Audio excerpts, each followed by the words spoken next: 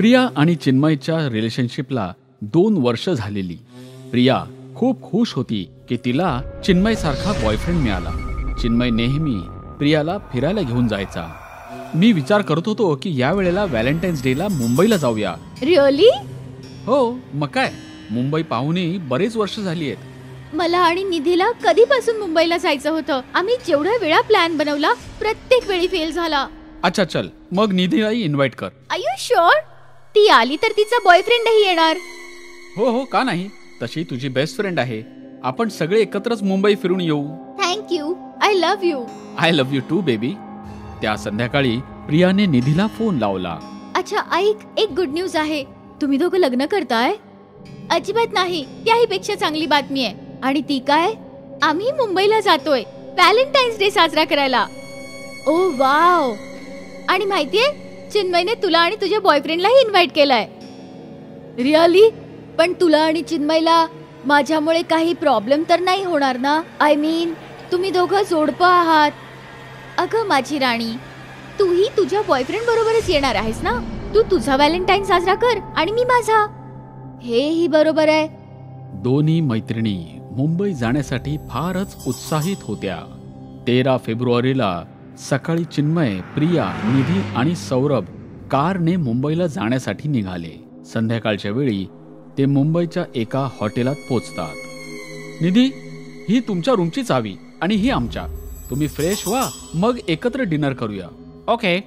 Fresh होऊन ते चौघी dinner करायला पोचतात. प्रिया आणि चिन्मय दोघे आपापसातच बिझी होते आणि निधी आणि सौरभ कोणत्या ना तरी कारणाने भांडण झालं. निधी विचार करत होती की तिच्याशी चिन्मय सारखाच बॉयफ्रेंड असायला हवा होता. हॅलो निधी, काय विचार करतेस? काही नाही, असंच. त्या सगळ्यांनी डिनर केला आणि आपापल्या रूम मध्ये निघून गेले. निधी आणि सौरभचं भांडण झालेलं. ते दोघे एकमेकांशी बोलतच नव्हते. जर मलाही कोणीतरी दुसरा मिळाला तर उद्याचा व्हॅलेंटाईन्स डे आठवणीतला राहील.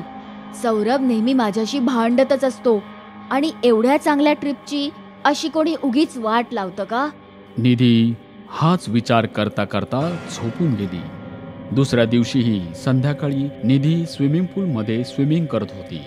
तेवढ्यात तिची नजर प्रिया आणि चिन्मयवर पडली. ते पूलच्या एका बाजूला रोमांस करत होते आणि सौरभ एका बाजूला फक्त ड्रिंक्स पीत चाललेला. प्रियाची लाईफ किती छान आहे आणि एक मी आहे. माझा बॉयफ्रेंड माझ्याकडे पाहतही नाहीये. तेवढ्यात निधीचं लक्ष पूलच्या दुसऱ्या बाजूला बसलेल्या एका मुलाकडे गेलं. तो एकटक निधीकडे पाहत होता. निधीला तो मुलगा आवडला म्हणून ती त्याच्या जवळ गेली. Hello handsome, I am Nidhi. Hi, I am Vipul. मी बराच वेळ तुझ्याकडे पाहत होते. ओह सॉरी, मी तुम्हाला जरा जास्तच बघितलं का? हो, पण मी एवढीही सुंदर नाहीये आणि तसाही माझा बॉयफ्रेंड आहे. वाटत तर नाही. तो बघ तिकडे ड्रिंक करतोय. तुम्ही खोटं बोलताय. तो नक्कीच तुमचा फ्रेंड असेल. नाहीतर कोणी एवढ्या सुंदर मुलीला पूलमध्ये एकटं सोडून ड्रिंक कसं काय करू शकतो? कुठला आहेस तू? मुंबईचा. ओह नाईस. आणि असंच विपुल आणि निधीचं बोलणं सुरू झालं. विपुल निधीला रेस्टॉरंटमध्ये घेऊन गेला. तिथे बोलता बोलता विपुल आणि निधीने कॉफी प्यायली. निधी खुश होती की कोणाला तरी तिच्याबरोबर वेळ घालवायचा होता. तू याच हॉटेलमध्ये राहिलायस ना? हो, बरेच दिवस. तुला माझ्याबरोबर नाचायला आवडेल? Why not. विपुल आणि निधी दोघे हॉटेलच्या डिस्कोमध्ये पोहोचले. तिथे निधीने ड्रिंक्स घेतले आणि नशेत विपुल बरोबर नाचत राहिली. विपुलही तिची साथ देत होता. बराच वेळ नाचल्यानंतर विपुल निधीला त्याच्याबरोबर घेऊन गेला. आपण कुठे चाललोय विपुल? इथेच तुला एक स्पेशल जागा दाखवायची आहे. ही कुठली जागा आहे? तू खूप प्रश्न विचारतेस. मग ते दोघे एका जुनाट घराकडे पोचले. निधी नशेमध्ये होती, पण तिला समजत होतं की ती जागा काहीतरी विचित्र आहे. त्या घरामध्ये वेगळाच घाणेरडा वास येत होता. इतका वास काय येतोय इकडे? विपुल निधीला घराच्या आतमध्ये घेऊन गेला. विपुलने निधीला हक केलं. निधी आनंदित होती, पण अचानक तिची हसू किंचाळीमध्ये बदललं गेलं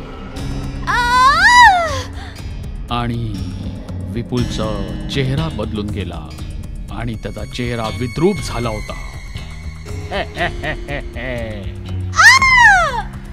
आणि किंचाळता किंचाळता निधी बेशुद्ध पडली. दुसऱ्या दिवशी जेव्हा निधीला जाग आली तर ती जागा एकदम बदललेली होती. पूर्ण खंडर झालेली जागा होती, जसं बऱ्याच वर्षापासून ती जागा बंद असते. निधी घाबरलेली पळत पळत प्रियाकडे गेली. निधी, तू कुठे होतीस? काल संध्याकाळपासून शोधतायत तुला सगळे. कुठे होतीस तू?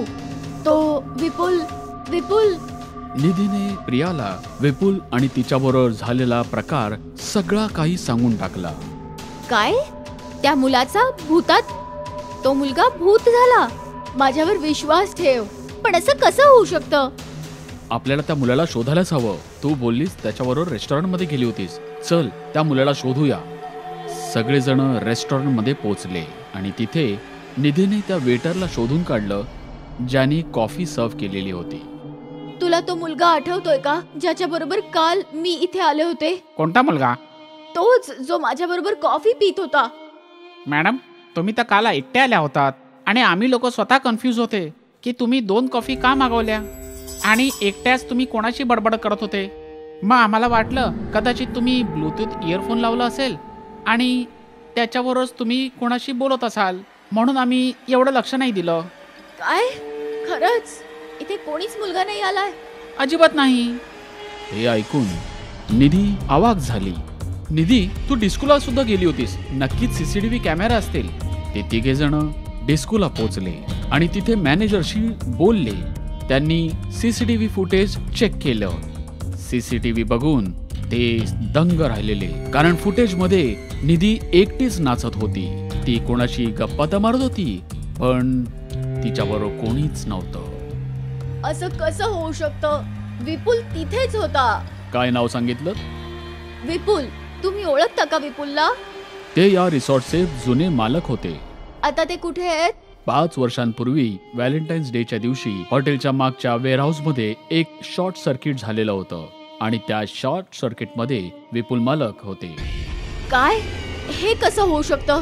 तो काल इथेच होता माझ्या सोबत. हे ऐकून निधीच्या पायाखालची जमीनच सरकली.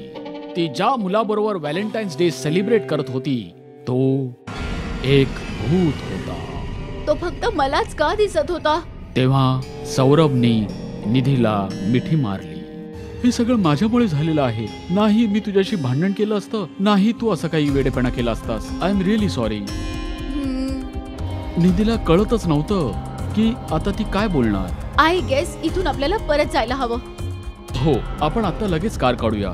ते चौघे जण कारमध्ये बसून निघून गेले. पण निधी हा व्हॅलेंटाईन्स डे आपल्या आयुष्यात कधीच विसरणार नाही.